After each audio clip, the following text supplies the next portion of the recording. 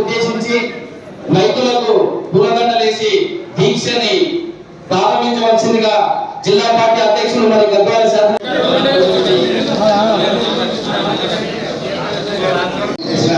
గౌరవనీయులు జిల్లా పార్టీ అధ్యక్షులు మన ప్రియతమ నాయకులు శాసనసభ్యులు లక్ష్మణ్ గారికి మరియు వేదిక నాయకులు రైతు సోదరులు మరియు అందరి కుటుంబ సభ్యులందరూ కూడా నా యొక్క నమస్కారము.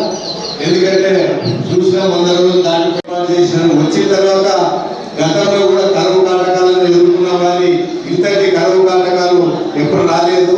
కానీ లేకుండా రైతులకి అవును ఈసారి కొంత వర్షాలు ఇబ్బందులు ఉన్నాయని తెలియపరచకుండా కేసీఆర్ గారు కూడా గ్రామాలకు రైతు బాధ బట్టి మరి నల్గొండ జిల్లా అయితే జనగాం జిల్లా అయితే విస్మరించిన ప్రభుత్వం కాంగ్రెస్ ప్రభుత్వం రేవంత్ రెడ్డి గారి ప్రభుత్వము ఈ విషయాన్ని అన్ని కూడా మనం పూజా తప్పకుండా ప్రజలకు తెలియజేసి రేపు పార్లమెంట్ దానికి 4 మనం మెజార్టీ తీసుకురావాలంటే ఖచ్చితంగా మనం రైతుల పక్షాన కూడా పంట నష్టపరిహారాన్ని మరి అగ్రికల్చర్ అధికారులతో మరి వాళ్ళందరూ కూడా సర్వే చేయించి నష్టపోయిన ప్రతి ఎకరానికి 25,000 రూపాయలు. ఈరోజు డబ్బు అవసరం ఉంది. ఆ డబ్బు అవసరము వాళ్ళకి ఏమొస్తున్నవి ఏదో ప్రజాపాలన పెట్టారు. ప్రజాపాలన పెట్టి ఎన్నో దరఖాస్తు 90 లక్షల దరఖాస్తులు ఇస్తున్నారు. మనకు ఒత్తిడి రావాల్సిన అవసరం ఉంది. అదేవిధంగా వారి బోనస్ మార్క్ చెప్పి 5 సంవత్సరాలు కాపురం చేస్తాం. మనకి ఎప్పుడు కోపం వస్తుంది ఓట్లు వచ్చే సమయంలో మనం ఆ ఓటు ద్వారా ఖచ్చితంగా నిజమైన నాయకుడు ఎవరు, నిజమైన ప్రభుత్వం ఏది, ఆ ప్రభుత్వ సంక్షేమ కార్యక్రమాలు ఏది ఒకసారి ఆలోచన చేయాలి. 10 సంవత్సరాలు ఒక ప్రభుత్వాలు చూస్తాం, 120 ప్రభుత్వాలు చూస్తున్నాం. మరి ఈ 120 సంవత్సరాల్లో వారు చెప్పిన కార్యక్రమాలు ఏవి?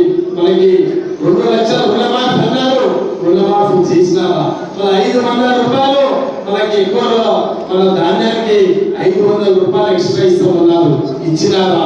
మన పెళ్లి చేసుకోవద్దని తులం బంగారం ఇస్తామన్నారు, మన తులం బంగారము 1,16 రూపాయలు ఇచ్చినారా? 1,50,000 అన్నారు, తులం బంగారం అన్నారు. ఎన్నో మోసపూరిత మాటలు చెప్పినారు.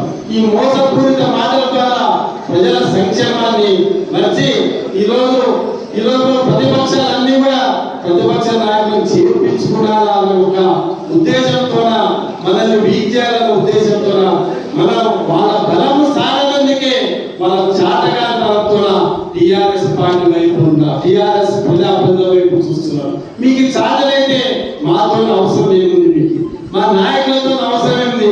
చాట అయితే ప్రజల సంక్షేమాన్ని అభివృద్ధి చేసి మీరు ఓటు అడగండి తప్ప మరి ఈరోజు మా నాయకుల మీద ఆధారపడి ఈరోజు రాజకీయాలు చేస్తామంటే మీకు తగిన పని అయిపోతుంది. మీరు చేస్తే మేము గొప్ప వాళ్ళం అంటున్నారు. గొప్ప వాళ్ళంటే నిరూపించుకుని మా నాయకులను తీసుకోవద్దని మీరు మా వాళ్ళని ప్రలోభాలు పెట్టి మా అన్ని భయప్రాంతులు చెప్పి ఈడీలని వాళ్ళని వీళ్ళనించి కవిత మేడం ఈరోజు జైల్లో పెట్టిస్తున్నారు. దండాలు అన్ని దండాల్లో మీరు తలమునుకలై ఉన్నారు. ఖచ్చితంగా ప్రజా సంక్షేమాన్ని గాలి కొడు చేసినారు. ఈ రోజు ఎక్కడ వచ్చినా మీరు ఎక్కడైనా వసూలు అవుతున్నారు. వసూలకున్న ప్రాముఖ్యత ప్రజా సంక్షేమం మీద చూపించడం లేదు. దయచేసి ఇవల్ల ఆలోచించాలని టీఆర్ఎస్ కార్యకర్తలకు మరొకసారి నమస్కరించి నేను అందరూ రిక్వెస్ట్ చేస్తున్నా. ఏ పని కార్యక్రమం చేసినా ఈ కార్యక్రమాలు విజయవంతం చేసే విధంగా 40 రోజుల్లో ఎంపీ ఎన్నికలు వస్తున్నాయి. ఎంపీ ఎన్నికల్లో మన మాజీ ఐపీఎస్ అధికారి మన ప్రజల సంక్షేమం కోరి తన ఉద్యోగాన్ని రాజీనామా చేసి మన బిఎస్పీ పని రాజీనామా చేసి మన పార్టీ తరఫున కుమార్ గారు కాంటెస్ట్ చేస్తున్నారు. వారి విజయానికి మనం అందరూ సహకరించాలి. నా విజయానికి మీరు అందరూ సహకరించినారు. అంతకు 2 ఎత్తులు మనమంతా కష్టపడాల్సిన అవసరం ఉంది.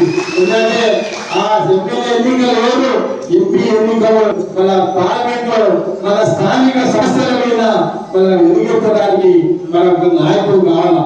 ఢిల్లీలో మాట్లాడలేక గతంలో చూసిన బీజేపీలో చేరిన మన నాయకుడు మనం గెలిపిస్తే మనకు 55,000 మెజార్టీ ఇస్తే మనకు ఈ బీజేపీలో చేరినారు. మరి ఆ నాయకుడు ఏ రోజైనా గద్వాల సమస్యల గురించి పార్లమెంట్ లో 1 రోజున మాట్లాడేదా?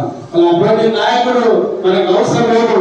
మరి ఈరోజు గురుకుల పాఠశాలని అభివృద్ధి కొరకు ఎంతో కష్టపడిన ప్రవీణ్ కుమార్ గారు మరి ఈరోజు చిన్న అంటే మన జోగులాంబ జిల్లా మన నడివెంట ప్రాంతవాసి మన కష్టంగా ఆ ప్రాంతవాసిని గెలిపించుకునే అవసరం మనకందరికీ ఉంది.